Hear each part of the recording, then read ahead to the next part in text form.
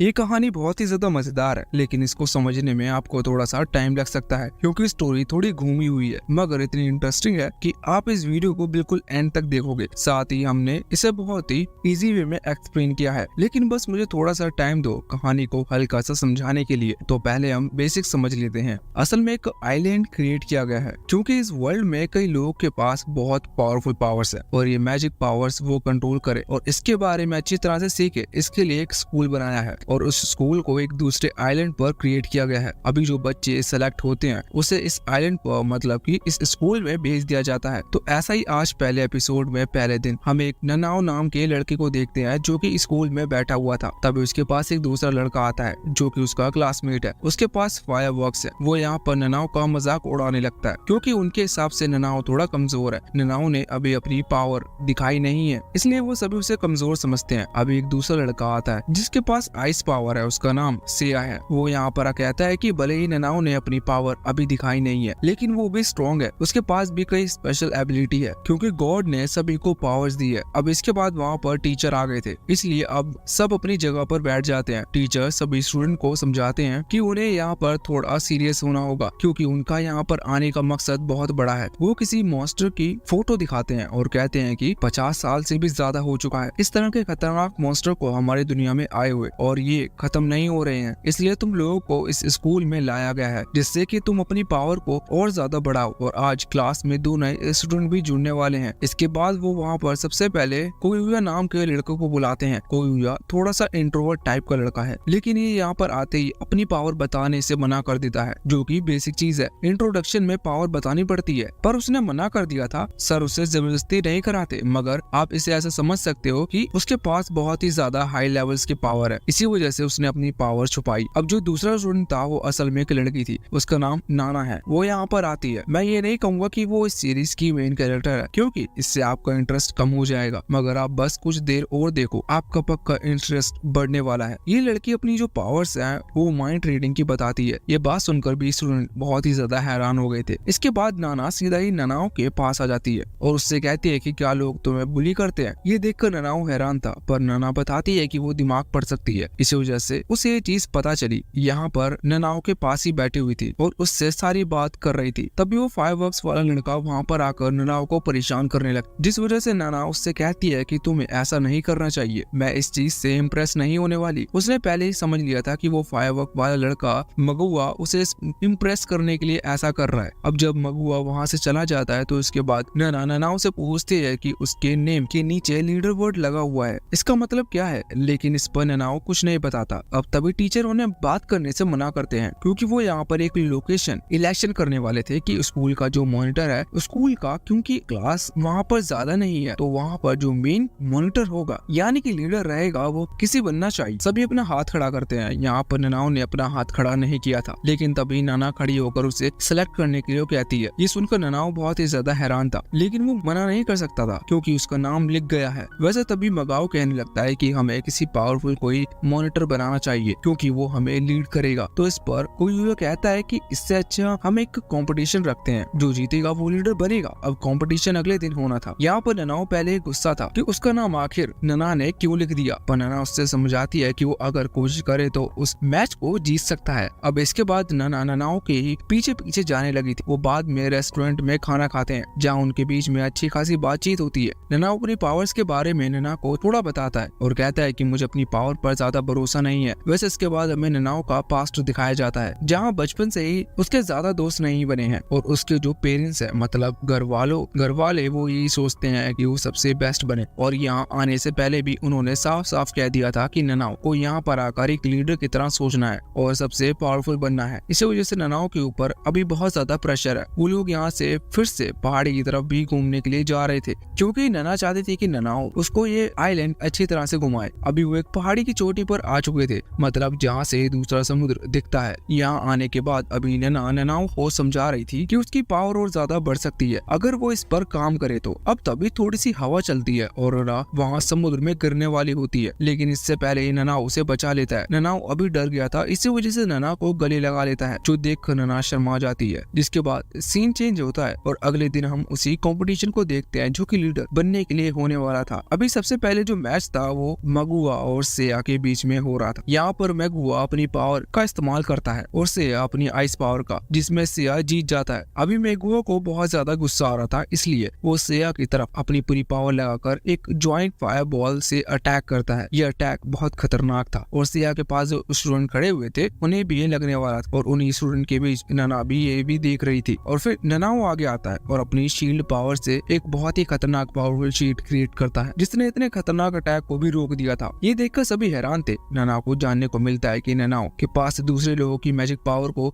Neutralise करने की power है। ये बहुत ही ज्यादा काम की पावर हो सकती है। इसी वजह से क्लास उसे ही अपना लीडर बना लेती है। इसके बाद सीन चेंज होता है और हम उसी क्लिफ पर आ जाते हैं। क्लिफ मतलब वही जगह जहाँ पर कल नना गिरने वाली थी। अभी वही ननाओ के साथ फिर से यहाँ पर आई थी।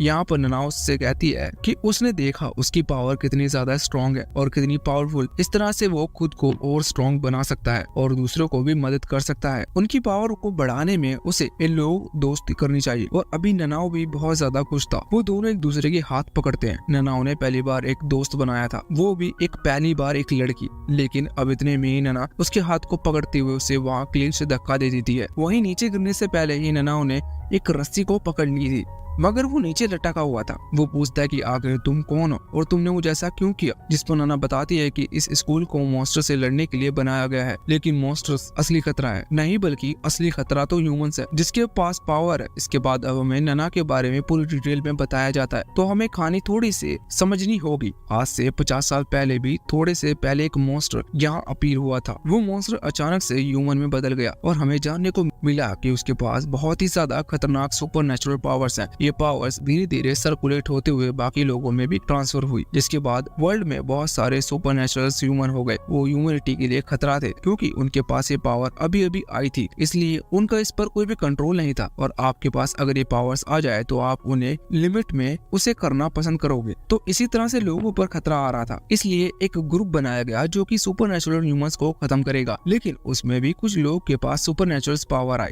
जिससे उन्होंने उस ग्रुप को धोखा दिया। इसे संभाल पाना बहुत ही ज्यादा मुश्किल था, लेकिन अब बहुत साल बीत चुके थे, मतलब करीबन 5 साल। तो इसके बाद रियल ह्यूमंस ने सुपर नेचुरल ह्यूमंस को अपने ही तरह मारना और ट्रीट करना शुरू कर दिया, जिसके बाद अब सब नेचुरल हो गया और कई सारे स्कूल बन गए जहाँ पर सुपर नेचुरल ह्यूमंस को पढ़ाया जाता है। उन्हें समझाया जाता है कि पावर का जितना हद तक यूज किया जाना चाहिए और किस सिचुएशन में यूज किया जाना चाहिए, इसी के लिए ये स्कूल बनाया है। मगर अभी जो इलाइट ग्रुप था जिसका काम सुपर नेचुरल ह्यूमन को खत्म करने का था, वो डिसअपॉइंट नहीं हुआ था। वो ग्रुप अभी भी बना हुआ था, बस सीक्रेटली किसी को उसके बारे में पता नहीं है और उसी की एक मेंबर है। नना को यहाँ पर इसलिए भेजा गया जिससे कि वो सुपर नेचुरल ह्यूमंस को खत्म कर सके। पहला टारगेट था ननाओ और उसने ननाओ को लीडर ही इसलिए बनाया जिससे कि वो उसकी पावर समझ सके। और अब जब उसने अपनी पावर समझ नहीं है तो उसने बहुत ही आसानी से ननाओ को यहाँ पर खत्म कर दिया। अब यहाँ से कहानी असलियत में शुरू होती है और कहानी आगे और ज्यादा इंटरेस्टिंग हो जाए। अब बस आप एंड तक देखना। अभी सीन चेंज होता है, हम अगले दिन का सीन देखते हैं। यहाँ पर नना बैठी हुई थी, तभी उसके पास वह मगाओ आता है जो कि उससे कहता है कि क्या उसने ननाओ को देखा, क्योंकि ननाओ बहुत ही टाइम से दिख नहीं रहा और आज तो वो स्कूल भी नहीं आया। जिस पर नना कहती है कि नहीं, उसे नहीं पता, शायद ननाओ की तबीयत खराब है। अब यहाँ पर वो लोग देखते हैं कि सामने श्रेया गर्ल्स को इम्प्रेस करने के लिए वहाँ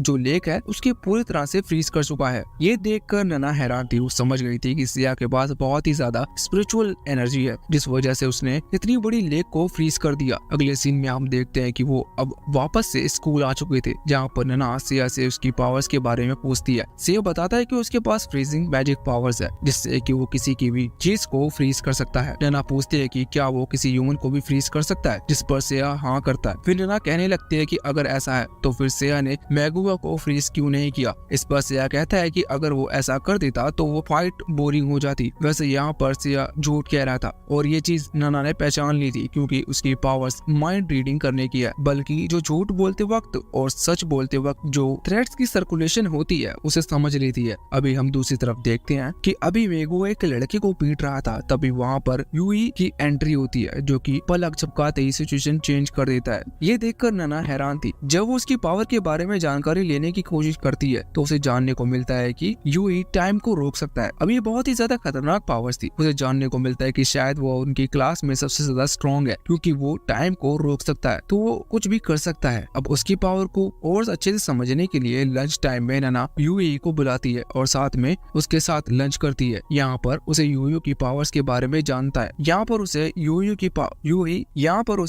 पावर्स के बारे में जानता था, लेकिन वो यूई से डायरेक्ट नहीं पूछ सकती थी। इसी वजह से वो इंटेंशनली जानबूझकर पानी का गिलास वहाँ यूई के ऊपर गिराने की कोशिश करती है। अब गिलास का पानी गिरने ही वाला था, लेकिन तभी पलक झपकाते ही गिलास बिल्कुल सीधा खड़ा हो जाता है, एक बूंद भी नीचे नहीं गिरती। इसी वजह से नैना समझ चुकी थी कि यूई के पास टाइम रोकने की पावर्स नहीं है, बल्कि उसके पास टाइम में पीछे जाकर टाइम को चेंज करने की पावर्स है। ये पावर्स भी वैसे देखी जाए तो बहुत ही डेंजरस हो सकती है और बहुत ही ज्यादा यूजफुल भी हो सकती है। अब नैना को सोचना था कि वो अपने अगले टारगेट को निशाना कैसे बनाएगी, क्योंकि अगर यूई चाहे तो वो टाइम में पीछे जाकर नैना का भी पता लगा सकता है कि उसे किसने मारा। अब वो इतना सोच ही रही थी कि अभी वहाँ पर कोई आ जाता है जो कि यूई से कहता है कि अगर वो टाइम में पीछे जा सकता है तो क्यों ना वो नैना को चेक करे कि आखिर वो कहाँ गया। इस पर नैना कहती है कि वो सिर्फ बीमार है, लेकिन कायो कहने लगता है कि उसने स्कूल में ये चीज इन्फॉर्म नहीं की है और वो उसके पास वाले रूम में ही रहता है और अभी तक वो वापस से अपने रूम में नहीं आया है, और अगर वो वापस अपने घर लौटने वाला होता है तो वो पहले ही हमें बता देता है। ये बात सही थी कि पर इसके बाद अब नैना टॉपिक बदलते हुए कहने लगती है कि मेरे हिसाब से उसे ह्यूमैनिटी के दुश्मन ने खत्म कर दिया है। ये चीज थोड़ी सी नई थी, मगर वो सभी जानते थे कि लाइट ग्रुप पहले ही बन गया था। यहाँ पर नैना कोई को ही टारगेट करते हुए कह रही थी कि वो अभी नया आया है, फिर भी वो इतनी ज्यादा दिलचस्पी क्यों दिखा रहा है? कहीं ऐसा तो नहीं कि वही उस ग्रुप से है? जिस पर कोई कहता है कि ऐसा बिल्कुल नहीं है, वो बस लोगों के साथ सोशलाइज करने की मतलब की बातचीत करने की कोशिश कर रहा है। इसके बाद अब कोई वहाँ से चला जाता है और नैना यूई से कहता है कि मुझे तो कोई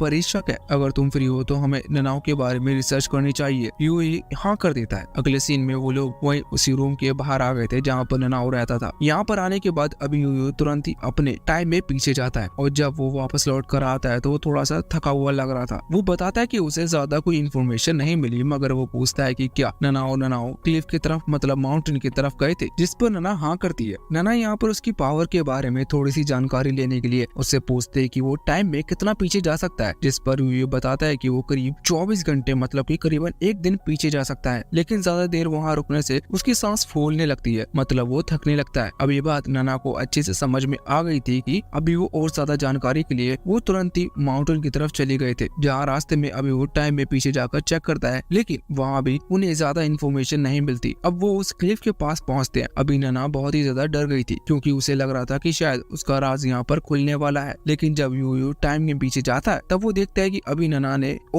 ने एक दूसरे का हाथ पकड़ा हुआ है। यही मोमेंट था जब नैना को धक्का देने वाली थी, लेकिन इतने में ही नैना की नजर वहाँ यूयू पर पड़ जाती है जो कि पेड़ के पीछे छुपा उसे देख रहा है, इसलिए नैना कुछ देर के लिए रुक जाती है। अब जब सब नॉर्मल होता है और वापस से यूयू यहाँ रियल टाइम में आता है तो वो बताता है कि तब भी कुछ नहीं हुआ, लेकिन अब यूयू थक चुका था, इसलिए वो फिर से कोशिश नहीं करता और कहता है कि बाकी कोशिश अब हम कल करेंगे। वो वापस से अपने घर लौट आए थे। रात के टाइम हम देखते हैं कि करीबन आधी रात हो चुकी थी। अब नैना यूयू के घर पर आती है और एक शॉवल के साथ गेट को लॉक करती है। वो उससे कहती है कि उसने सच नहीं बताया। ये सुनकर यूयू हैरान था। वो तुरंत यूयू को माउंटेन की तरफ लेकर जाती है और भगाते हुए उसे बताते हैं कि ह्यूमैनिटी के जो दुश्मन थे उन्होंने ही नैना को खत्म कर दिया है। वो ये बात इसलिए नहीं बता रही थी कि क्योंकि उसने यकीन नहीं था कि वो यूयू पर भरोसा कर सकती है कि नहीं, लेकिन यूयू ने बहुत मेहनत की नैना के बारे में पता लगाने के लिए, इसी वजह से वो उससे सब कुछ बता रही थी। अब जब वो वहाँ से उस जगह पर पहुँचते हैं जहाँ पर नैना उसे लेकर आ रही थी, तो वहाँ पहुंचकर नैना कहती है कि यही उन लोगों ने नैना के ऊपर हमला किया था। अब यूयू तुरंत ही टाइम में पीछे जाता है, लेकिन अब हमें नैना का असली प्लान पता चलता है। अब अभी आपको याद होगा कुछ देर पहले ही मतलब करीबन एक दिन पहले ही यहाँ पर सभी बच्चे आए हुए थे। तभी सिया ने सभी गर्ल्स को इम्प्रेस करने के लिए ये जगह यहाँ पर लेक थी जो कि फ्रीज किया था। वो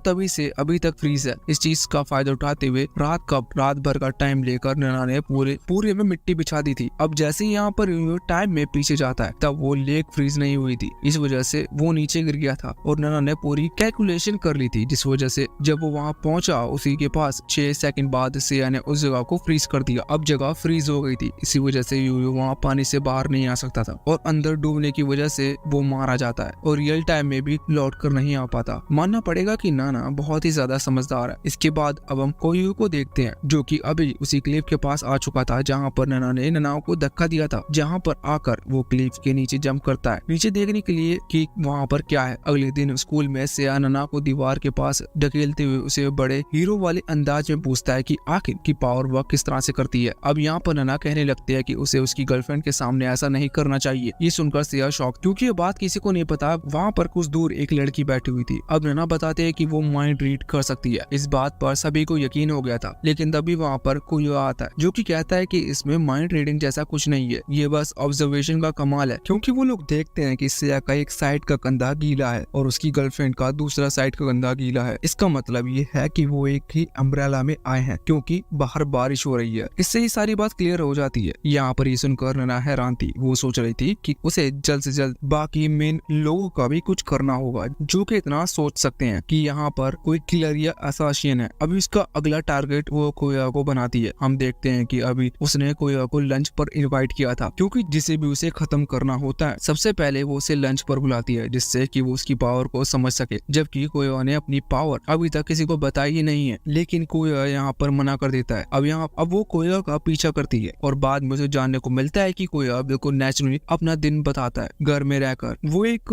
इंट्रोवर्ट टाइप का लड़का है। उसके पास एक कैट है जो कि उसे इसी आइलैंड के पास मिली है। वो रोज उसे खाना देता है और वापस अपने रूम में चला जाता है। वो कैट जहाँ रहती है वो एक अलग स्टोरेज रूम है और कोया का कमरा अलग जगह पर है। अब हम देखते हैं कि नना कोया से कहती है कि उसे उसके साथ दोस्ती करनी है, जिस पर कोया ने थोड़ा सोच समझकर हाँ कर दी थी। अगले सीन में हम कोया नना को लेकर उसी क्लिफ पर आता है जहाँ वो उसे घड़ी दिखाता है और कहता है कि ये वॉच उसे यहीं मिली थी और ये ननाओ की है। ये सुनकर नना हैरान थी। इस पर टाइम जो लिखा हुआ था उसके हिसाब से नना ने ननाओ को नहीं देखा था, क्योंकि जब नना और कहीं पर थी और असलियत में ये नना और कहीं पर ही थी। लेकिन कोया कहता है कि ऐसा भी हो सकता है कि इस वॉच का टाइम बदलाव किलर ने ये चीज छुपाने के लिए कि जब ननाओ मारा गया तब का टाइम किया था। ये बात उसकी बिल्कुल सही थी, क्योंकि सच में नना ने ये ऐसा ही किया था। अब वो लोग सीधा टीचर के पास आते हैं जहाँ वो उन्हें घड़ी दिखाते हैं और कहते हैं कि क्या वो ननाओ के पेरेंट्स को कॉल कर सकते हैं, जिस पर टीचर कहते हैं कि नहीं, जब तक उनकी ग्रेजुएशन नहीं हो जाती तब तक बाहर किसी को कॉल नहीं किया जा सकता। और ये बात वो बाकी स्टूडेंट से भी पूछने को कहते हैं, क्योंकि वो नहीं चाहते थे कि यहाँ पर डर का माहौल बने। अब अगले सीन में हम देखते हैं कि जब कोया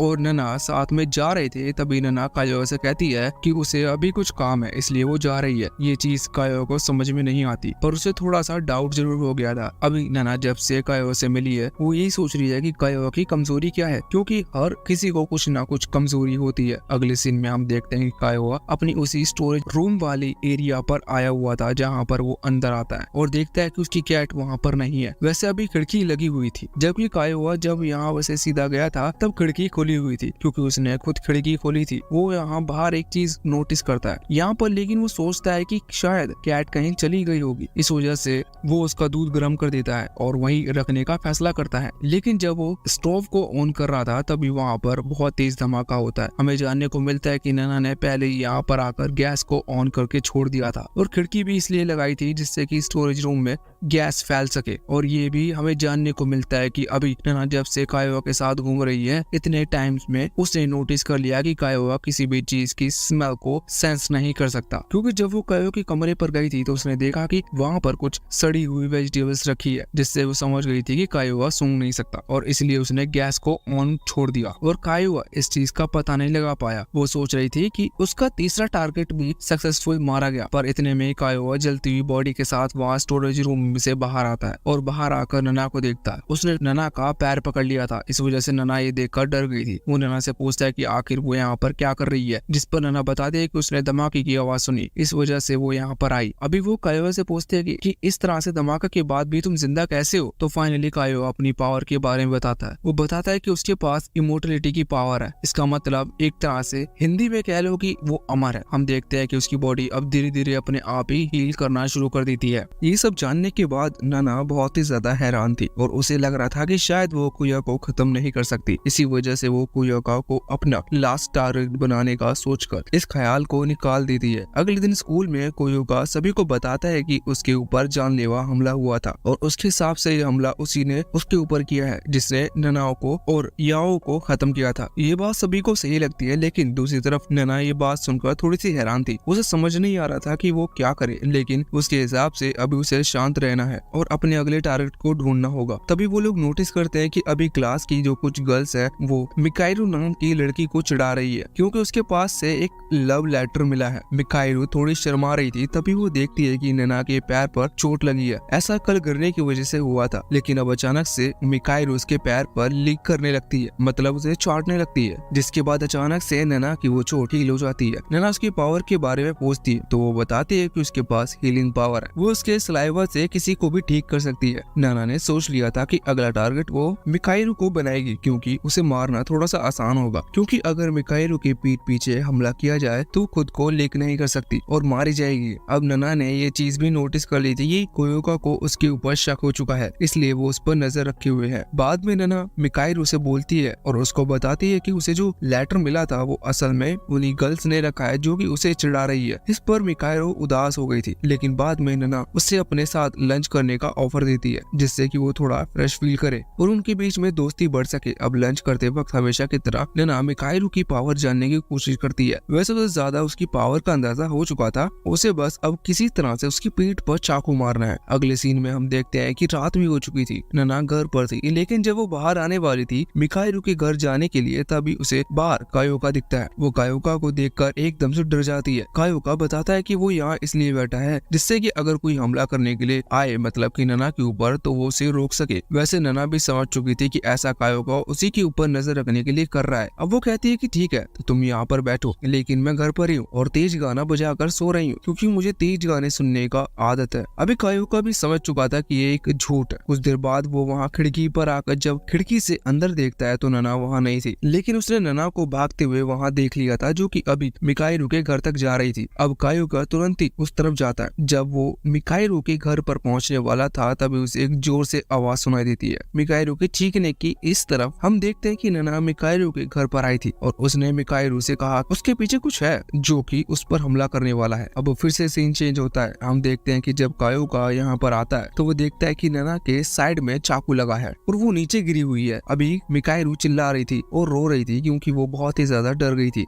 नैना ने ऐसा जानबूझकर किया था जिससे कि वो कायोका का ध्यान दूसरी तरफ डाल सके, और ऐसा हुआ भी, क्योंकि अब कायोका के हिसाब से अपोनेंट कोई और है। मगर नैना ये बात जानती थी कि उसे यहाँ पर दिक्कत नहीं हो सकती, क्योंकि अगर उसे थोड़ी सी भी चोट लगती है तो मिकाइरू उसे हील कर देगी, इसलिए उसने सब पहले से प्लान करके रखा हुआ था। अब अगले दिन स्कूल में कायोका नैना से पूछते हैं कि अगर उसे पहले इस चीज की जानकारी थी तो मिकाइरू के ऊपर हमला हो सकता है, तो आखिर उसने उसे क्यों नहीं बचाया। इस पर नैना बहाने बनाते हुए कहती है कि उसे कायोका पर यकीन नहीं था और वो कायोका को भी खतरे में नहीं डालना चाहती थी, लेकिन कायोका समझ गया था कि जरूर कुछ गड़बड़ है। तभी मिकाइरू कहती है कि नैना ने उसकी जान बचाई है, इस वजह से उन्हें नैना को ही उनका लीडर बना देना चाहिए। सभी इस चीज पर खुश थे, इसी वजह से वो लोग नैना को लीडर बना भी देते हैं। बाद में कायोका सोच रहा था कि शायद नैना ने ये सब जानबूझकर इसलिए किया जिससे कि वो लीडर बन सके, क्योंकि अब सभी को उसके ऊपर और ज्यादा भरोसा हो गया है, लेकिन उसे समझ नहीं आ रहा था कि वो इस चीज को साबित कैसे करेगा। वैसे दूसरी तरफ हम देखते हैं कि नैना अभी मिकाइरू किससे कहती है कि वो सभी से उनकी पावर के बारे में जानकारी ले, जिससे कि आगे आने वाले कंपटीशन में हम उसी तरह से टास्क रख सकें जिससे कि सभी की पावर बढ़ाई जा सके। ऐसा वो बस इंफॉर्मेशन गैदर करने के लिए कर रही थी। अब मिकाइरू वहाँ से चली जाती है। अब नैना वापस लौट रही थी, तभी सुनिकीची नाम का एक लड़का उससे मिलता है। सुनिकीची सुनियो का भाई नहीं है, ये दूसरा वाला सुनिकुची है, ये दूसरा वाला सुनिकीची है। यहाँ पर सुनिकीची अभी नैना को एक फोटो दिखाता है। ये फोटो असल में नैना की थी जब उसने नैना को धक्का दिया था। साथ ही उसके पास ऐसी फोटो भी है जिसमें नैना उसे जान से मार रही थी। ये देखकर नैना हैरान हो जाती है। हमें सुनिकीची की पावर जानने को मिलती है कि वो असल में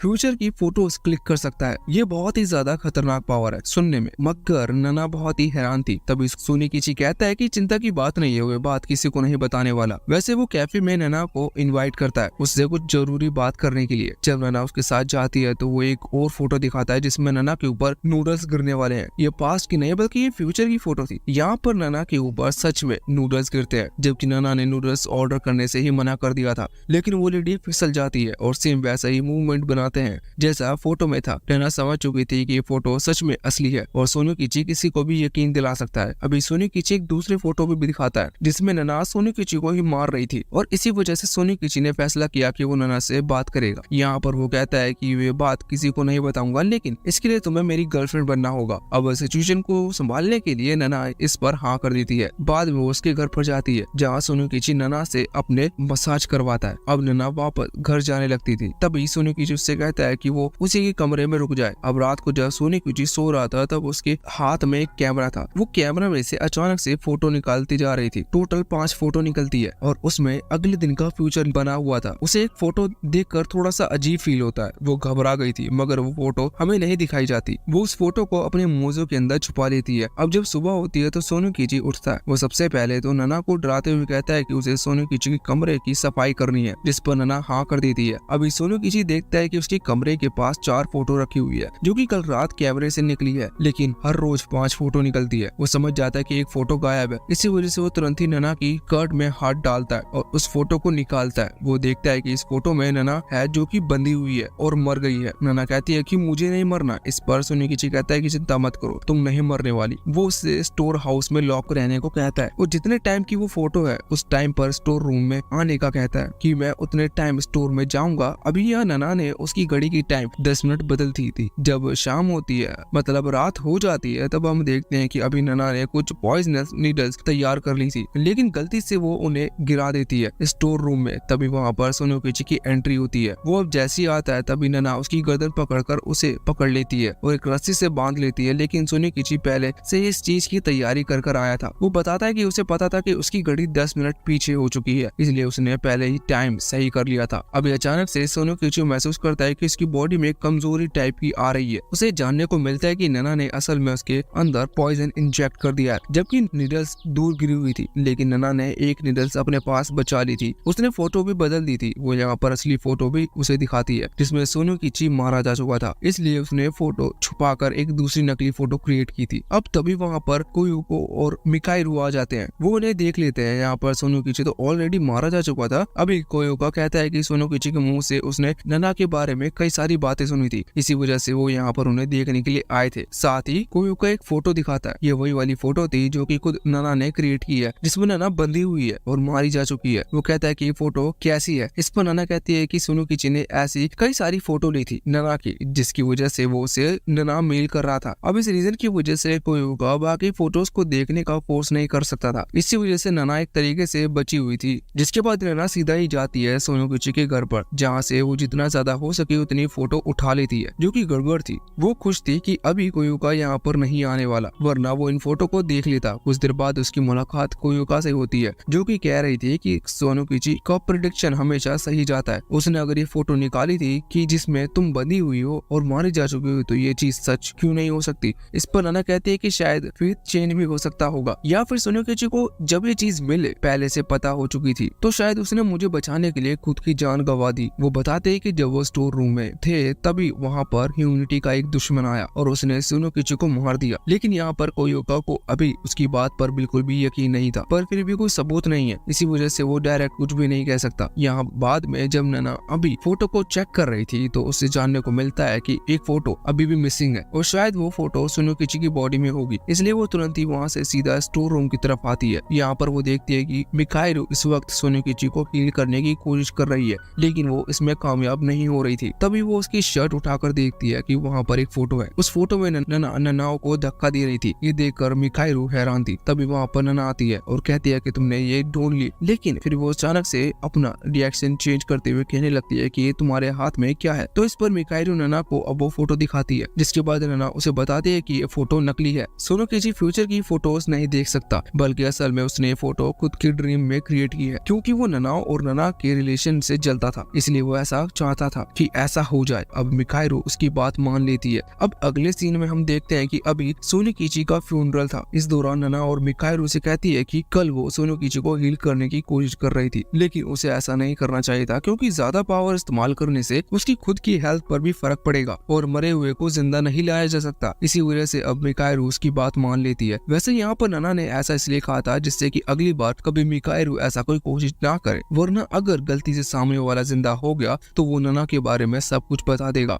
अब तभी वहाँ पर कोयुका आता है, जो कि कहता है कि उसने सुना है कि सोनिकुची के ऊपर ह्यूमैनिटी के दुश्मन ने हमला किया था, लेकिन उसके हिसाब से ऐसा नहीं है। अब तभी नना उसे वहाँ से बाहर ले आती है और उससे कहती है कि मेरे पास जो पावर्स उसके थ्रू मैंने ऐसा सुना है कि हमारे आइलैंड पर एक असासिन है, क्योंकि ऐसा सिर्फ एक असासिन कर सकता है। अब कोयुका पूछता है कि अगर कोई असासिन होगा भी तो वो सोनिकुची को कोई ही अपना टारगेट बनाएगा, जबकि उससे पावरफुल लोग भी हैं। तो इस पर नना कहती है कि भले ही उससे पावरफुल और सोशलाइज लोग हों, लेकिन सोनिकुची के पास पावर थी कि वो फ्यूचर की फोटोग्राफ्स निकाल सकता है। इसका मतलब उसने उस किलर असासिन की भी फोटो निकाली होगी, इसलिए असासिन ने उसे मार दिया। कुयोका को ये बात सही लगती है। अब जब वापस वहाँ फ्यूनरल में आते हैं तो वहाँ पर आकर वो लोग देखते हैं कि अभी अचानक से सोनोकिची जिंदा हो चुका है। ये देखकर वो हैरान थे, पर ऐसा कुछ भी नहीं था, बल्कि एक लड़का है उनकी क्लास का शिंजी, वो डेड बॉडी को जिंदा कर सकता है। अभी जब सोनोकिची खड़ा होता है तो ये देखकर नना घबरा जाती है। वो तुरंत ही कहने लगते हैं कि उसे सोनोकिची की सोल की आवाज आ रही है, वो हेवन में बहुत ही तकलीफ में है, हमें ऐसा नहीं करना चाहिए। की वजह से अब वो लोग शिंजी को ऐसा करने से मना करते हैं। तभी वहाँ पर यूको आती है जो कि शिंजी की दोस्त है। वो कहती है कि शिंजी सिर्फ मदद करने की कोशिश कर रहा है जिससे कि हम रियल असासिन को पता लगा सके, पर अब उसे ऐसा नहीं करने दिया जाता। अब अगले दिन हम देखते हैं कि नना क्लास में यूका से शिंजी के बारे में पूछती है। यूका बताते हैं कि शिंजी एक इंट्रोवर्ट टाइप का लड़का है, वो ज्यादा टाइम एब्सेंट रहता है, इसी वजह से उसने उसके साथ कोई दोस्त है जिससे कि वो उसे स्कूल आने के लिए थोड़ा मोटिवेट कर सके। अब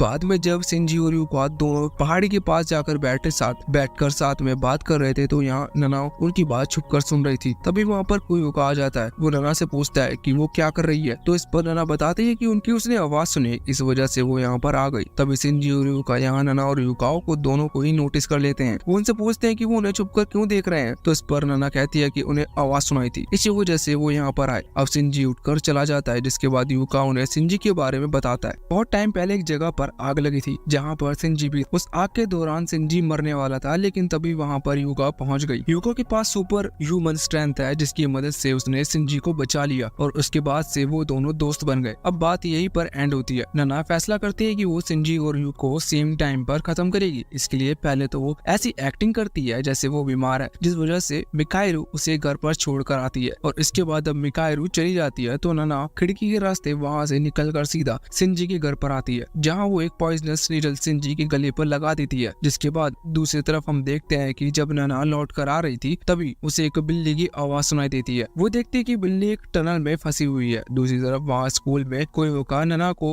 एब्सेंट देखकर उसके घर जाने का डिसाइड करता है। जब कोयोका और मिकाएरू वहाँ पहुँचते हैं तो नना वहाँ पर नहीं थी, लेकिन तभी वो खिड़की पर आकर कहती है कि उसने अपनी पावर की मदद से सोते हुए एक बिल्ली की आवाज सुनी जो कि मदद के लिए चिल्ला रही थी। इसी वजह से वो वहाँ से गई। वो बिल्ली के पास उन्हें लेकर जाती है। वो खाने की लालच देकर उस बिल्ली को बचाते हैं और वापस से लौट आते हैं। अब यहाँ पर रात के टाइम नना सीधा ही जाती है यूका के घर पर, उसे भी वही पॉइजनस नीडल लगाने के लिए, लेकिन जब वो पॉइजनस नीडल लगा रही थी तभी शिंजी वहाँ पर आकर उसके सर पर बहुत तेज मारता है, जिस वजह से नना नीचे गिर जाती है। उन दोनों ने ही नना को पकड़ लिया था। अब यहाँ पर हमें बहुत लंबी बात जानने को मिलती है कि असल में वो फायर इंसिडेंट वाले दिन यूका और शिंजी दोनों डेट पर गए थे। मॉल में आग लग जाने की वजह से वहाँ पर लोगों की जान खतरे में थी, जिन्हीं को बचाने के लिए शिंजी ने अपनी सुपर ह्यूमन स्ट्रेंथ का यूज किया। जी हाँ, शिंजी के पास सुपर ह्यूमन स्ट्रेंथ है और असल में यूका नेक्रोमेंसर है। नेक्रोमेंसर मतलब वो लोगों की डेड बॉडी से उन्हें जिंदा कर सकती है। अब नना बहुत ही बड़ी प्रॉब्लम में फंस चुकी थी क्योंकि उसे इन लोगों की असलियत पहले पता ही नहीं थी। यहाँ पर यूका कहती है कि उसके पास अब पॉइजनस नीडल भी आ चुकी है और वो किसी को भी बताएगी तो ये बात मान लेंगे क्योंकि उसके पास अब सबूत भी है। लेकिन इस पर नना कहती है कि देखो, तुम मेरी बात को छुपाओ, मैं तुम्हारी मदद करूंगी तुम्हारी मन की बात पूरी करने में। यहाँ पर वो ऑफर ही देती है कि वो शिंजी की सोल से कम्युनिकेट करते हुए यूका को शिंजी की फीलिंग्स बता सकती है। अब यूका जो कि शिंजी के प्यार में पागल है, वो कहती है कि बिल्कुल, तुम अगर ऐसा कह सकती हो तो मैं तुम्हें जाने दूंगी। अब नना बिल्कुल ऐसा ही करती है और अपनी जान बचा लेती है। अब भले ही उसकी जान बच गई, लेकिन उसके लिए सबसे बड़ा खतरा यूका और शिंजी है क्योंकि उन्हें खत्म करना उसके लिए सबसे मुश्किल हो सकता है। लेकिन उसे याद आता है कि सोनोकिची के पास एक कैमरा था और सोनोकिची अपनी पावर का इस्तेमाल सिर्फ उसी के कैमरे की मदद से कर सकता था। तो इसका मतलब ऐसा भी हो सकता है कि यूका के पास कोई डिवाइस या फिर कोई चीज हो जिससे वो अपनी पावर को कंट्रोल करते हुए लोगों की डेड बॉडी को जिंदा कर सकती है। अभी उसे डाउट आता है यूका के गले में एक नेकलेस पर, क्योंकि वो जब उसे इस स्कूल में आई है तब से यूका हमेशा उस नेकलेस को अपने गले में पहन कर रखे हुए है। अब जब यूका पहाड़ी की तरफ घूम रही थी तभी अचानक से नना उस पर हमला करते हुए उससे वो नेकलेस छीनने की कोशिश करती है, लेकिन इसमें वो नाकामयाब हो जाती है क्योंकि यूका उससे बच गई थी। बाद में यूका माउंटेन पर जितनी भी डेड बॉडीज हैं उन सभी को जिंदा कर देती है। ये देखकर नना हैरान थी कि आखिर यहाँ पर इतनी ज्यादा डेड बॉडीज कैसे हैं। उसे समझ में आता है कि पहले जो इलाइट ग्रुप के मेंबर्स यहाँ पर स्टूडेंट को खत्म करने के लिए आए थे, ये डेड बॉडीज असल में उन्हीं की हैं। यहाँ पर कुछ इलाइट मेंबर तो असल में टीचर बनकर भी आए थे, लेकिन कोई भी अभी तक कामयाब नहीं हुआ अभी स्टूडेंट को खत्म करने में। अब सभी डेड बॉडी से बच नहीं जा सकता, इसी वजह से नना कुछ नहीं कर पाती। बाद में यूका उसे पकड़ लेती है और एक ऐसी जगह पर बंद कर देती है जहाँ पर गेट गेट नहीं खोला जा सकता, सिर्फ बाहर से ही खोला जा सकता है। और इस बात का पता नाना को भी था कि वो ऐसा ही करने वाली है। खिड़की भी बाहर से लॉक थी, जिस वजह से वो बाहर भी नहीं निकल सकती। और इसके बाद युका वहाँ से चली जाती है। इसका रियल रीजन ये था कि युका की जो पावर्स वो सिर्फ रात के टाइम ही काम करती हैं, दिन में वो उस पावर को यूज नहीं कर सकती। वैसे आप सोच रहे होंगे कि आखिर फिर वो शिंजी को दिन के टाइम में कैसे जगा सकती है। उसका रीजन ये है कि वो थोड़ी बहुत पावरफुल यूज कर सकती है, लेकिन इतनी हाई अमाउंट में पावर यूज करने के लिए उसे रात का वेट करना पड़ता है। और इसी वजह से शिंजी ज्यादातर एब्सेंट रहता है, क्योंकि युका इतनी ज्यादा पावर का एक साथ यूज नहीं कर पाती। अब युका वहाँ से चली गई थी। अगले दिन हम स्कूल में देखते हैं कि कोयोका उससे पूछ रहा था कि क्या उसने नाना को देखा, जिस पर युका बताती है कि नहीं, उसने उसे नहीं देखा, शायद उसकी तबीयत खराब है। बाद में युका जब उसी हाउस की तरफ आती है रात के टाइम जहाँ पर उसने नाना को कैद कर रखा था, तो नाना वहाँ नहीं थी। वो उन सभी डेड बॉडीज की मदद से नाना को ढूंढने को कहती है, लेकिन कोई भी डेड बॉडी नाना को नहीं ढूंढ पाती। जब तक थक हार कर युका वापस से घर की तरफ लौट रही थी, तभी नाना उसके ऊपर हमला कर देती है और उसे नीचे गिरा देती है। अभी युका का शिंजी को नहीं बुला सकती थी, क्योंकि अब वो अपनी पावर यूज नहीं कर सकती। जिसके बाद नाना उसकी स्कर्ट में हाथ डालते हुए एक पेपर को बाहर निकालती है और कहती है कि वो समझ चुकी थी कि युका अपनी पावर इस पेपर के टुकड़े की मदद से ही यूज कर पाती है। इसका रीजन ये है क्योंकि जब नाना ने वो नेकलेस छीनने की कोशिश करी थी, तब युका नेकलेस नहीं बल्कि उस पेपर को बचाने के लिए अपनी पॉकेट में हाथ रखी थी। अभी वो युका को लेकर उसे क्लिफ पर आ जाती है, जहाँ उसने नानाओं को धक्का दिया था। यहाँ पर आने के बाद वो उस पेपर को खाई की तरफ रखते हुए कहती है कि वो नीचे फेंक देगी, जिस चीज पर युका डर जाती है, क्योंकि अगर नाना ने उस पेपर को नीचे फेंक दिया तो उसके बाद वो शिंजी की बॉडी को कंट्रोल नहीं कर पाएगी। युका उससे ऐसा करने से मना करती है, पर नाना कहती है कि मुझे इसके बदले वो अपनी वो पॉइजनस नीडल वापस चाहिए और तुम प्रॉमिस करो कि बात तुम किसी को नहीं बताओगी। जिसके बाद युका हाँ कर देती है और उसे ये पॉइजनस नीडल वापस मिल जाती है। लेकिन इस चीज का फायदा उठाते हुए नाना युका को वो पॉइजनस नीडल चुबा देती है, जिस वजह से युका मारी जाती है। और इसके बाद नाना ने उसे खाई में धक्का दे दिया था, लेकिन अब यहाँ पर सारी डेड बॉडीज पड़ी हुई थी। नाना को समझ नहीं आ रहा था कि वो इनका क्या करे। वो अभी यही सोच रही थी कि असली प्रॉब्लम तो अब होगी जब लोगों को पता चलेगा कि युको और शिंजी मारे जा चुके हैं, क्योंकि नाना जिस किसी के भी साथ होती है वो कुछ दिनों में मारा जाता है। इस वजह से उसके ऊपर डाउट और ज्यादा बढ़ने वाला है। वैसे अब इन लाशों का क्या करना है, इस चीज के बारे में सोचते हुए वो वापस लौट रही थी, जिस दौरान उसे उसकी एक और क्लासमेट जिसका नाम हाबू है वो मिलती है। वो इस वक्त झाड़ियों में से सांपों को पकड़ रही थी। अब नाना यहाँ पर हाबू के पास आती है और उससे पूछने लगती है कि वो क्या कर रही है। इस चीज पर हाबू बताती है कि उसकी पावर है कि वो इस तरह के एनिमल्स को यूज करते हुए अपनी पावर को मिलाकर कंबाइंड पॉइजन क्रिएट कर सकती है, जो कि बहुत पावरफुल होते हैं, और वो इसीलिए यहाँ पर आई थी। अब नाना कहने लगते है कि ये ठीक है, लेकिन तुम्हारे दोस्त क्यूरी नहीं दिख रही, जबकि वो तो हमेशा तुम्हारे साथ रहती है। इस पर हाबू कहती है कि क्यूरी की लड़ाई हो चुकी है। लड़ाई उनकी फोन पर हुई थी, पर बाद में हाबू ने बदला लेने के लिए क्यूरी के जो ग्लासेस हैं वो चोरी कर लिए। वो यहाँ पर नाना से कहती है कि वो ये बात क्यूरी को ना बताए। नाना हाँ कर देती है। वैसे नाना कहती है कि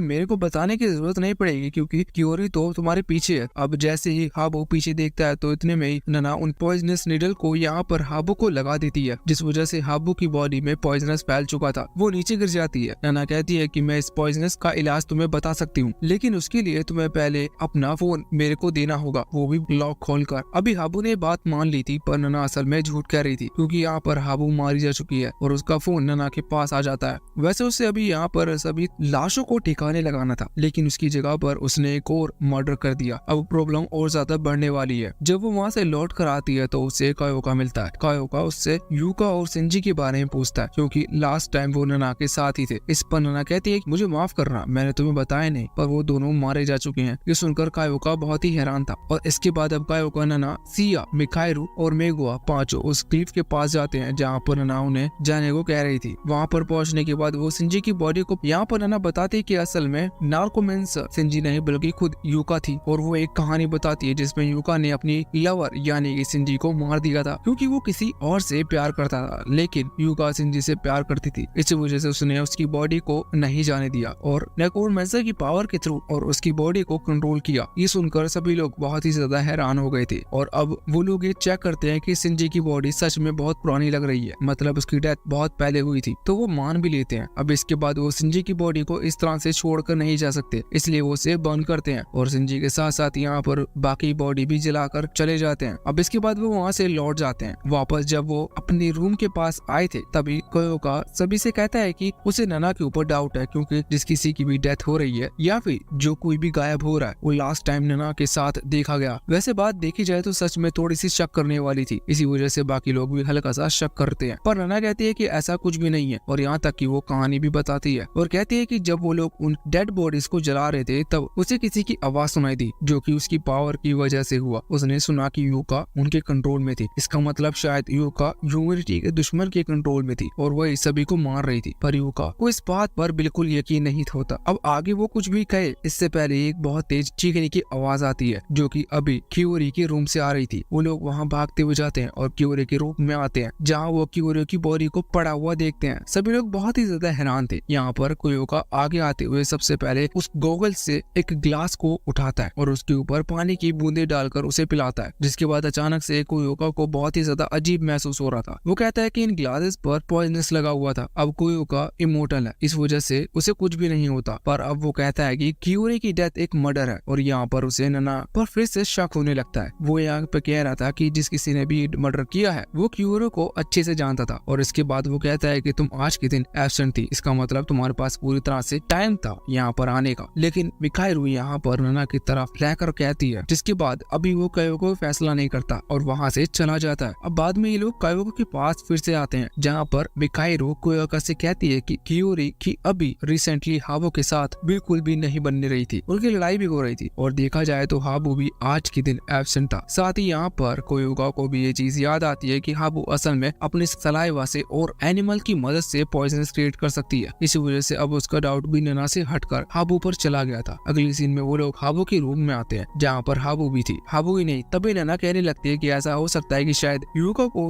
और ह्यूमैनिटी के दुश्मन ने मारा हो, तो शायद इस तरह से वो लोग हाबू को भी कंट्रोल कर रहे हो और उन्होंने एक क्यूरी को हाबू के हाथों मरवाया हो। लेकिन कायोका को ये थ्योरी ज्यादा पसंद नहीं आती। वो फिर से वहाँ क्यूरी के रूम में नैना और मिकाइरू को लेकर आता है। यहाँ पर आने के बाद वो नैना से पूछता है कि क्या नैना कभी पहले क्यूरी के रूम में आ चुकी है, जिस पर नैना बताते कि हाँ, जब मिकाइरू के पास वो लेटर मिला था और क्यूरी और हाबू जब उसका मजाक उड़ा रहे थे तब वो उन्हें समझाने के लिए एक एक कर इनमें से रूम में गई थी, तो वो क्यूरी के रूम में भी आई थी। इस पर कोयोका बताता है कि लो फिर से साबित होता है कि तुमने ये उन लेंस में पॉइजनस लगाया होगा, क्योंकि तुम पहले भी क्यूरी के रूम में आ चुकी हो। पहली चीज, दूसरी चीज तुम्हें पता चल गया होगा कि क्यूरी इस लेंस का यूज करती है, और तीसरी चीज कि ये जब मैंने पॉइजनस पिया तब तुमने विंडो को ओपन किया, जबकि हमारे यहाँ की विंडो चेंजेस है। मतलब जो विंडो नैना की रूम में लगी है वो अलग है और जो क्यूरी की रूम में लगी है वो अलग है। वो इतनी आसानी से इस विंडो को नहीं खोल सकती थी, लेकिन उसे खोलने का तरीका पता है। तो मतलब साफ होता है कि वो यहाँ पर पहले भी 2-4 बार तो आ चुकी है। अब यहाँ पर शक फिर से नैना की तरफ चला गया था, लेकिन तभी मिकाइरू नैना की तरफ होते हुए कहने लगती है कि नहीं, उसके हिसाब से ऐसा हाबू ने किया होगा। अब तभी उसे वहाँ पर क्यूरी का फोन मिल जाता है। वो क्यूरी के फोन को लेकर उसी की डेड बॉडी की फिंगरप्रिंट लॉक को ओपन करता है और इसके बाद वो मैसेज चेक करती है, जहाँ पर दोपहर के टाइम हाबू का मैसेज आया था। ये देखकर वो कहने लगते हैं कि हाबू ने ही क्यूरी को मैसेज किया था कि मैंने तुम्हारे लेंसेज वहाँ टेबल पर रख दिए हैं। अब यहाँ पर कोयोका कहती है कि ऐसा भी हो सकता है कि शायद हाबू का फोन हाबू के पास ही ना हो। वैसे ये चीज साबित करने के लिए पहले तो वो अपने बाकी सभी दोस्तों को भी वहाँ पर बुलाते हैं, जिससे कि वो सभी सामने ये चीज साबित कर सके। अब कुछ देर बाद जब तक वो नहीं आए थे, अब तभी नैना अपने आप को प्रोटेक्ट करते हुए सारी बातें बताती है, लेकिन कोयोका के पास उसकी हर एक बात का जवाब था। कुछ देर बाद अब वहाँ पर सभी दोस्त आ जाते हैं, जिसके बाद कोयोका कहता है कि हाबू का फोन जरूर नैना के पास है। अगर उसके पास वो फोन मिलता तो इसका मतलब क्यूरी और हाबू दोनों ही नैना ने खत्म किया है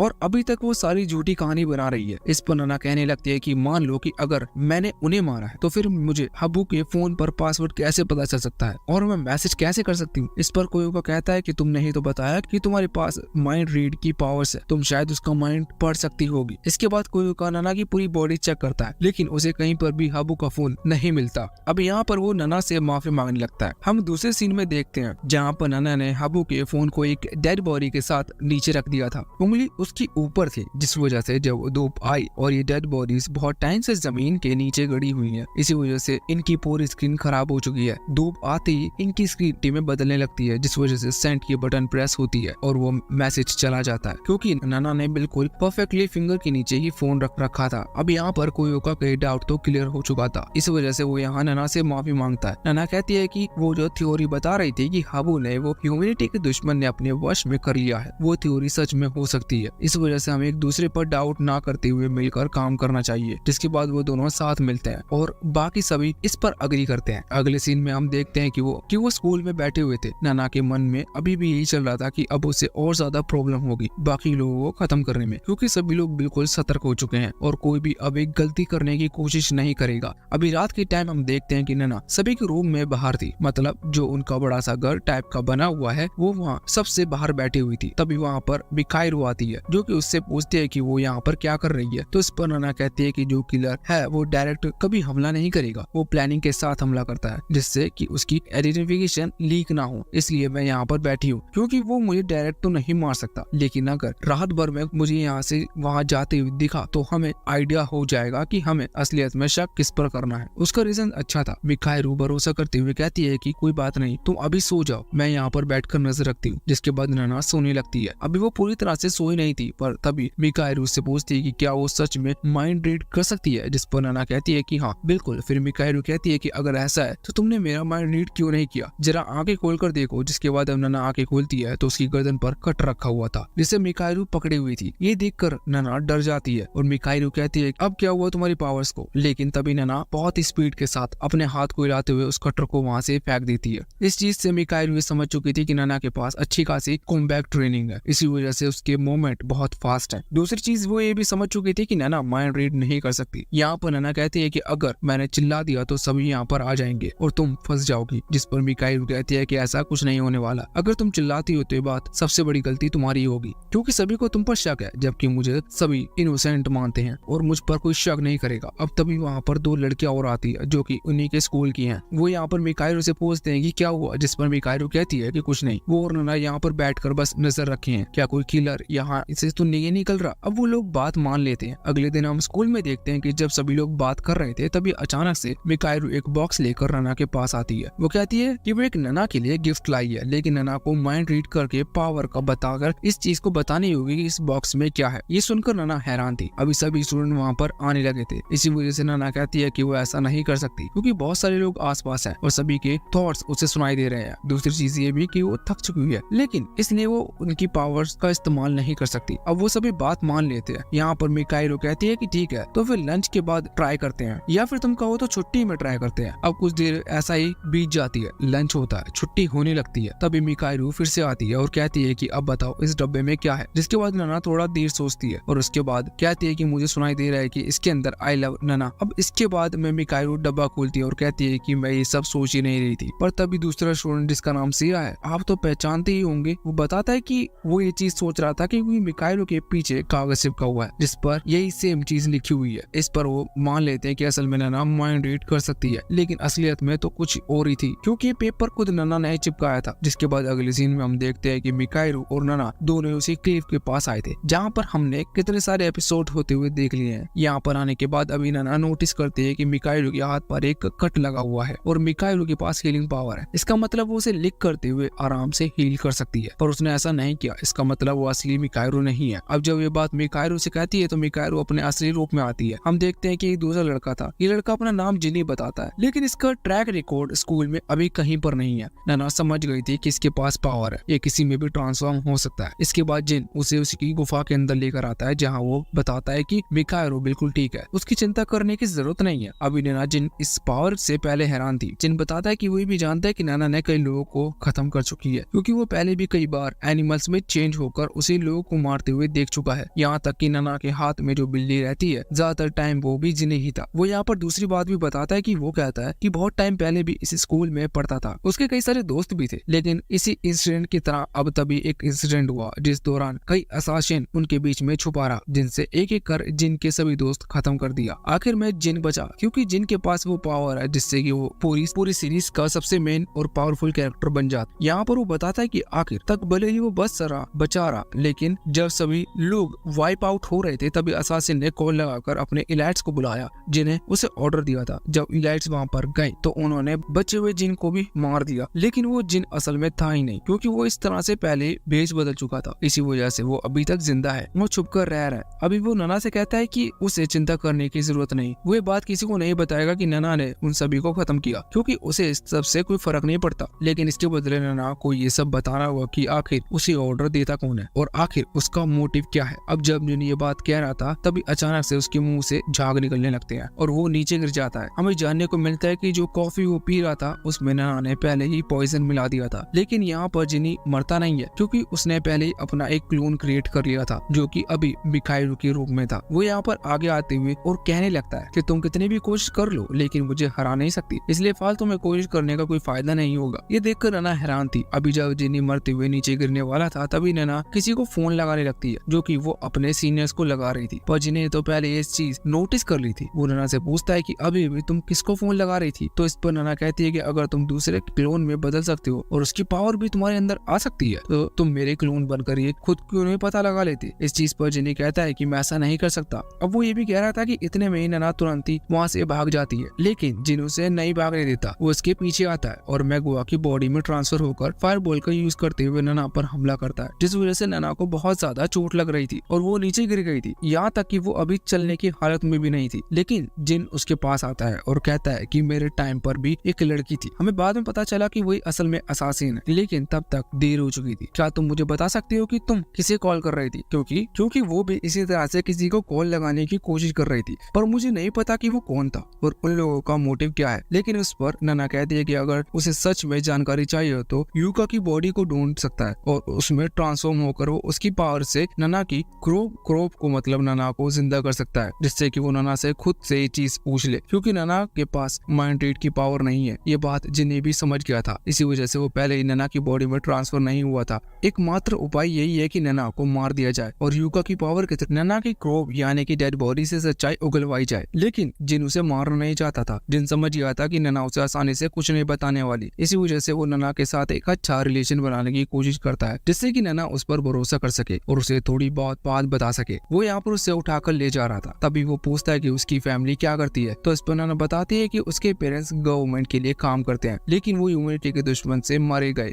अब जब नैना अपनी आंखें खुलती है तो वो देखती है कि वो रूम में थी जहाँ पर मिकाइरू मतलब उसकी वाली मिकाइरू उसके पास थी और वो उसे होश में आते हुए देख बहुत ही ज्यादा खुश लग रही थी। अब यहाँ पर मिकाइरू नैना को बताती है कि अचानक से उसके गेट पर किसी ने नॉक किया और जब उसने गेट खोला तो वहाँ पर नैना थी, वो भी बेहोश पड़ी थी। साथ ही मिकाइरू यहाँ पर ये भी बताती है कि कल उसके साथ एक बहुत ही अजीब चीज हुई। वो दिन भर सोती रही और जब उसकी नींद खुली तो उसे कुछ भी याद नहीं था क्या हुआ, जबकि उसके सभी क्लासमेट कह रहे थे कि वो स्कूल आई थी। इस पर नैना उसे सच बताती है। वो कहती है कि मैं बेहोश थी इस कारण से क्योंकि मेरा एक इम्पोस्टर मिला था और वो इम्पोस्टर किसी का भी भेस बदल सकता है और उसने तुम्हारा भेस बदला हुआ था, जो चीज मुझे पता चल गई थी, इसलिए उसने मुझे बेहोश कर दिया। ये सुनकर मिकाइरू हैरान हो जाती है और कहती है कि इसका मतलब वो ह्यूमैनिटी का दुश्मन है। इस पर नैना हाँ करती है। मिकाइरू कहने लगती है कि तुम सच में कितनी ब्रेव हो और समझदार हो, तुम्हें उनसे डर नहीं लगता। इस पर नैना कहती है कि हाँ मुझे पहले डर लगता था लेकिन अब नहीं लगता, क्योंकि मेरे पेरेंट्स को भी उन्होंने ही मारा है, इसी वजह से मैं उन्हें खत्म करना चाहती हूँ। ये सुनकर मिकाइरू दुखी हो जाती है और उसे नैना के लिए थोड़ा बुरा लगता है। अभी नैना भी ये सब चीज देख रही थी और हालांकि हमें पता है कि उसे सभी को एलिमिनेट करना है, लेकिन फिर भी वो अभी अब नहीं चाहती कि वो मिकाइरू को मारे, क्योंकि मिकाइरू किसी की दुश्मन नहीं है, उसका नेचर ही दोस्त वाला है। अब अगले सीन में हम देखते हैं कि अभी कियोरी का फ्यूनरल हो रहा था, जिस दौरान नैना नोटिस करती है कि मिकाइरू की तबीयत धीरे धीरे खराब होती जा रही है। उसे पता है कि मिकाइरू ने अपनी पावर का इस्तेमाल किया है, जिस वजह से उसका जो लाइफ स्पेन है वो कम हो जाता है, इसी वजह से वो बीमार है। हालांकि यहाँ पर नैना पूछती है कि तुम ठीक तो हो, जिस पर मिकाइरू कहती है कि हाँ वो पूरी तरह से ठीक है, क्योंकि वो नहीं चाहती थी कि नैना उसकी चिंता करे। अब इसके बाद सीन चेंज होता है। हम देखते हैं नैना अभी अपने कमरे में ही थी, तभी वहाँ पर जिन आता है जो कि उसे बताता है कि जब भी जिन किसी दूसरी बॉडी में ट्रांसफॉर्म होता है तो उस व्यक्ति की जो कमजोरियां होती है वो जिन के अंदर आ जाती हैं। अब उसी समय गेट नॉक होता है और हम देखते हैं कि यहाँ जैसे मिकाइरू अंदर एंटर करती है तो जिन एक कैट में ट्रांसफॉर्म हो जाता है। अभी मिकाइरू यहाँ पर नैना के चाइल्डहुड यानी कि बचपन की चीजें पूछने आई थी कि उसके संग क्या हुआ, जिससे कि नैना को बुरा फील ना हो। अब यहाँ पर नैना अपनी बचपन की स्टोरी बताना शुरू करती है। वो बताती है कि बचपन में उसे मांगा और गेम्स का बहुत ज्यादा शौक था। एक दिन इसी तरह से गेम वगैरह कुछ खरीदने के लिए गई थी, जिस वजह से उसने घर की खिड़कियां खुली छोड़ दी। खिड़कियां खुली हुई देखकर एक चोर वहां घर के अंदर एंटर करा। उसने नैना के पेरेंट्स को खत्म कर दिया और वो असल में ह्यूमैनिटी का दुश्मन था, मतलब उसके पास सुपर पावर्स थी, जिस वजह से नैना ने ये डिसाइड किया था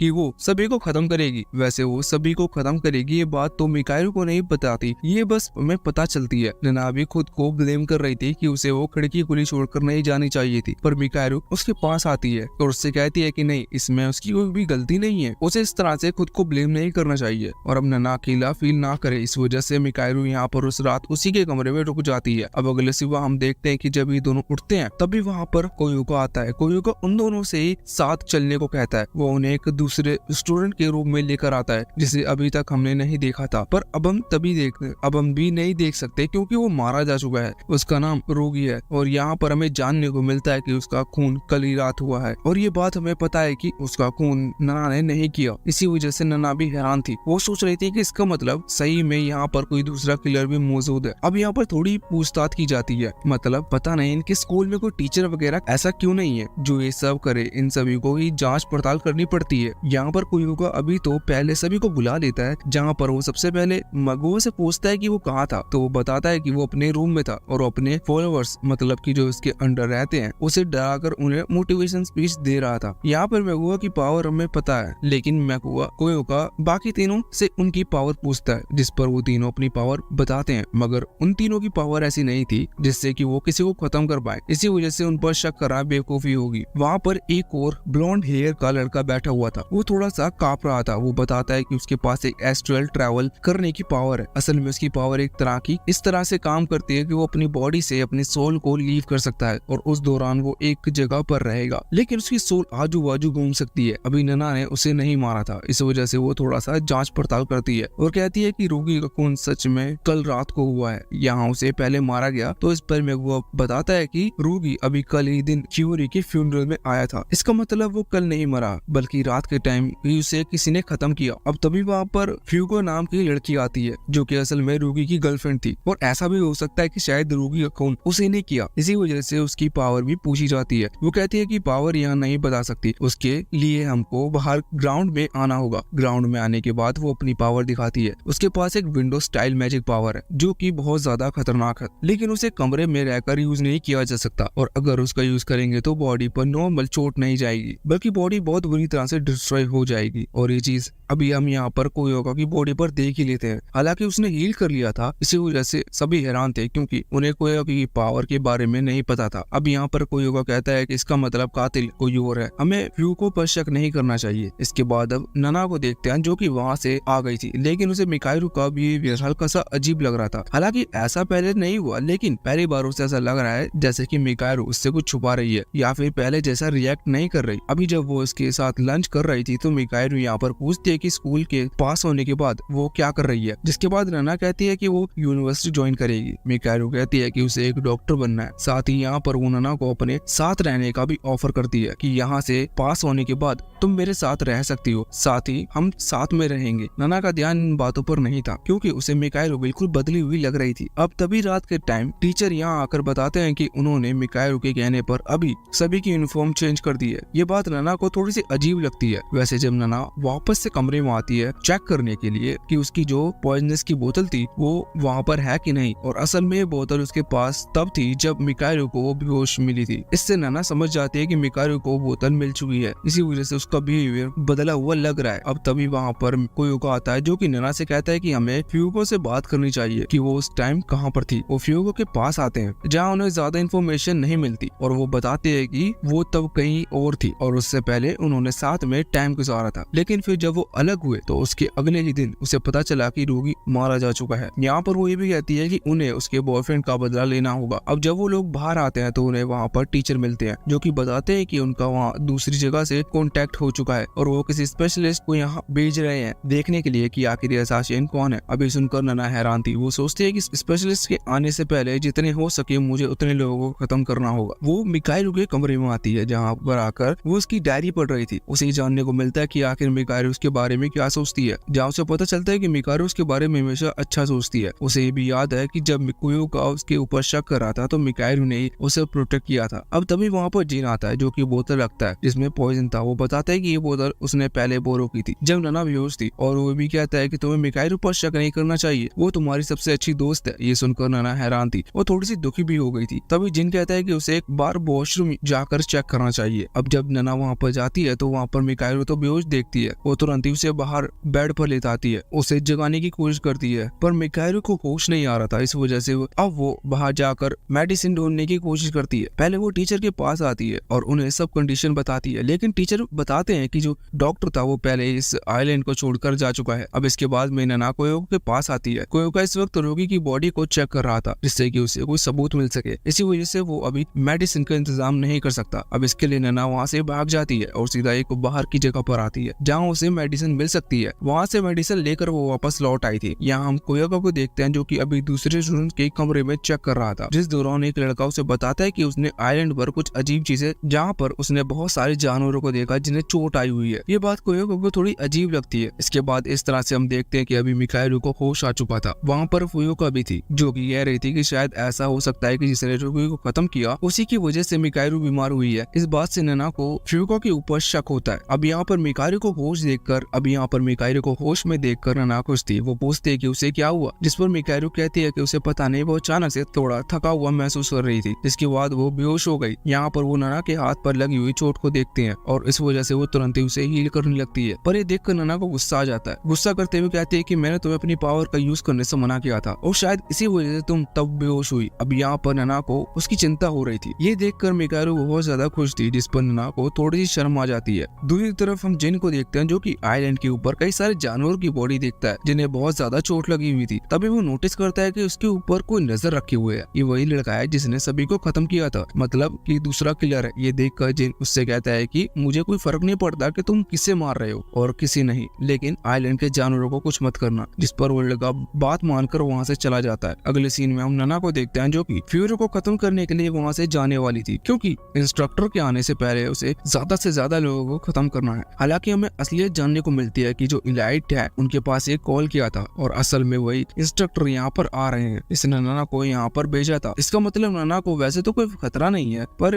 उससे ये बात नहीं पता, इस वजह से वो ह्यूगो को खत्म करना चाहती है जल्द से जल्द। तभी मिकाएलु उसे रोक लेती है और वो गेम खेलने को कहती है, जिसके बाद नैना ना चाहते हुए भी बैठ जाना पड़ता है और वो गेम खेल रहे थे। तभी नैना डायरी में लिखी हुई एक बात याद करती है और उससे पूछती है। उसमें एक लड़की के बारे में लिखा हुआ था। मिकाएलु बताना शुरू करती है कि जब वो यहाँ इस आइलैंड पर नहीं आई थी तब वो दूसरे स्कूल में पढ़ती थी जहाँ पर सब उसे बुली करते थे क्योंकि उसके पास सिर्फ हीलिंग पावर है, जो कि कोई स्पेशल बात नहीं है। तभी उसकी मुलाकात एक दूसरी लड़की से हुई। असल में मिकाएलु एक डॉग को हील कर रही थी और वो लड़की उस डॉग की ओनर थी। वो बहुत स्ट्रॉन्ग और कूल थी, जिस वजह से उसने बाद में हमेशा मिकाएलु को प्रोटेक्ट किया दूसरे बुली करने वाले स्टूडेंट को बुली कर। और बाद में उसे जानने को मिला कि उस लड़की को कैंसर है। मिकाएलु उसे ठीक नहीं कर सकती थी, इसी वजह से मिकाएलु ने ज्यादा से ज्यादा समय उसके साथ गुजारा। स्कूल बिल्कुल सब छोड़कर बाद में वो लड़की मारी गई, जिसके बाद में मिकाएलु ने डिसाइड किया कि वो सबकी मदद करेगी और वो तब से इस सभी की मदद कर रही है। अभी बात सुनकर नैना बहुत ही ज्यादा हैरान थी। वो तुरंत ही बाहर आ जाती है क्योंकि उसे अब खुद के डिसीजन से बुरा लग रहा था। बाद में वो कमरे में आकर यही सोच रही थी कि जब उसके पेरेंट्स मारे गए उसके बाद से वो खुद को ही ब्लेम करते आ रही थी और सभी ने उसे भड़काया, इसी वजह से वो किलर बनी। तभी वहाँ पर मिकाएलु आती है जो कि कहती है कि